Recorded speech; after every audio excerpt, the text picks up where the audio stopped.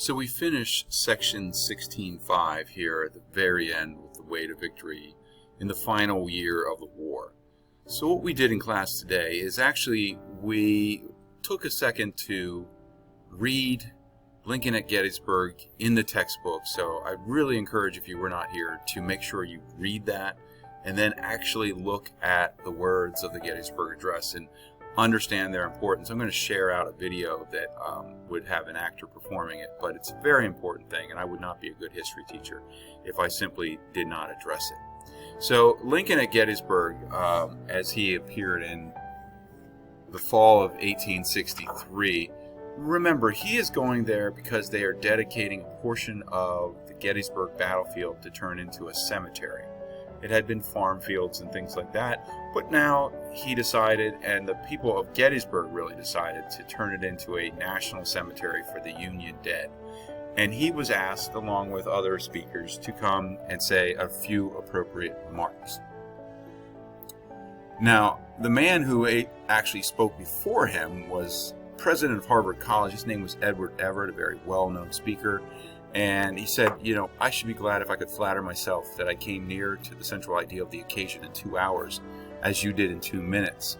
And what he's trying to say there is that as Edward Everett was a known speaker, he did speak for 2 hours on various themes of grief, loss, and those type of issues. But he felt that Lincoln, in a short period of time, really got to the heart of the matter. And that's why we have to always figure out, why is it so remembered? Why does everybody remember the Gettysburg Address? And the point is, as it says here in my words, Lincoln was able to, in a short while speech, tell Americans why the war was important and why the Union needed to win it. So he's explaining, why are we involved in this war? Why must the war go on? And why must the Union win it? And he does it so beautifully and poetically in those words of the Gettysburg Address that I really ask you to stop and at least listen to those words and maybe talk those over with parents and think about the importance of those words today. Even the phrase 77 years ago that most people recognize, many students and sometimes adults don't understand what he's referring to. A score is 20 years. So what he's saying is 80 plus 7 years ago. And what he's referring to is the Declaration of Independence. And he's trying to start his speech not talking about the creation of the Constitution, but the creation of the nation as it was embodied in the first document, where we're expressing our desire to be free and independent people. So he goes on for 10 sentences, a little less than 280 words, and it's just one of the most beautiful poetic speeches in all of American political history. Now, there was a photographer there, but this is the only photograph we actually have, meaning they had actually started to clap and things like that, and he went back to his seat, and the photographer is only able to snap this one. You can sort of see the arrow right here, but I put kind of that in there. That's him going back to his seat. So, now, moving on. So here we go. After that, we did a little reading just to refresh our memory about the final phase of the war. So if you're kind of lost, you might want to go back and read that, page 488, where he's talking about Grant's plan. And so we pick up there with, in the summer of 1864, Grant comes east and takes full command of the Army of the Potomac and sets out to attack Lee's Army of Northern Virginia. So what he does, and what happens in the period of 1864, the summer, is there are a period of numerous battles over the spring and summer of 1864 with little result. So we have the Wilderness up here in May of 1864. That's a bitter and bloody stalemate, neither side really winning. But the main thing that you kind of see here is that Grant does something different than all the other commanders. Instead of retreating back to Washington to lick their wounds, he continues to move, as they would say, on Lee's right. So Lee is here, this would be his left, this would be his right. So as he moves, Lee must move as well. And so the next battle that happens just a few days later is one at this place. You don't have to remember it, but it's mid-May. And again, it's not an overly conclusive victory or defeat on either side. If you can say anything, it would be probably that the Army of Northern Virginia held against the onslaught of the Union troops. And then further down, you can sort of see, again, Grant is again trying to get towards Richmond, moving on Lee's right. And at Cold Harbor in June of 1864, again, a terrible, terrible assault by his troops that he lost thousands in just a period of a half hour. But finally, he crosses over and lays siege to Petersburg. This is in mid-June of 1864. And here, he will basically conduct a siege trying to get around Lee's flank to make it towards Richmond. So if we look at our study guide, we're on that last page here, and many students got this one wrong down here. They put in Richmond. That is not the answer. So it says the war came to an end after a long siege, and the answer is Petersburg. Okay, Petersburg. So let's just bring it in here. There's Petersburg. And so what's going to happen is both sides are going to try and build what we know as trenches. So if I show you, it starts in June of 1864 and will actually stretch for 9 months till April of 1865. So if you could fit that in there, that'd be great.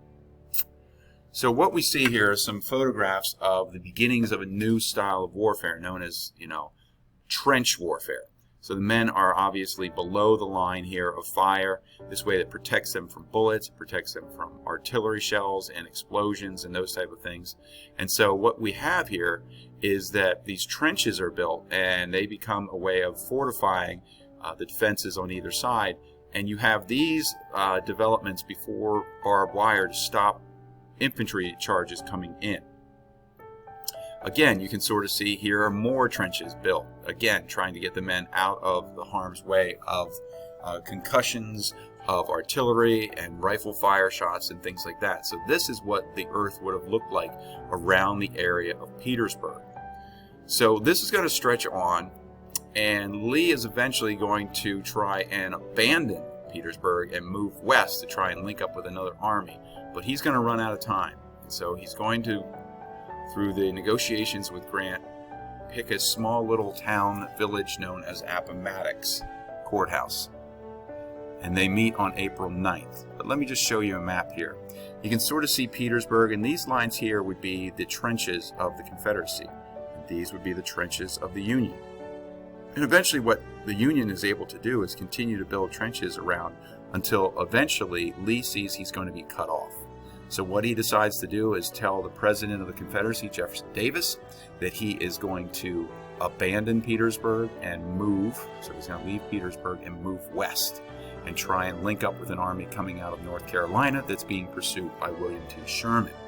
But the Union is going to pursue, and the part that's going to pursue is the cavalry. So Grant sends out his cavalry to cut off the retreat of Lee's army and then stops them. And the men on two sides begin to send messages through, and Lee asks for basically the terms of surrender. What will Grant accept?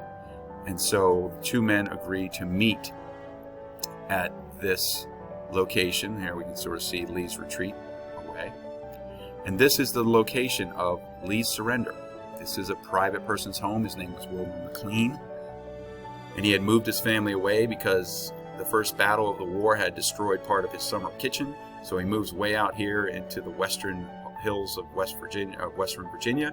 And that's where he has the war come to an end. So the joke is the war began in his kitchen and ended in his living room. So that will happen Sunday, April 9th, 1865. It's the day that Lee shows up, Grant shows up, and they go inside. There it is today. And they basically go through the terms of surrender. The surrender terms are very, very generous. This is Lee's quote over here. There's nothing left for me to do but go and see General Grant. I'd rather die 1,000 deaths.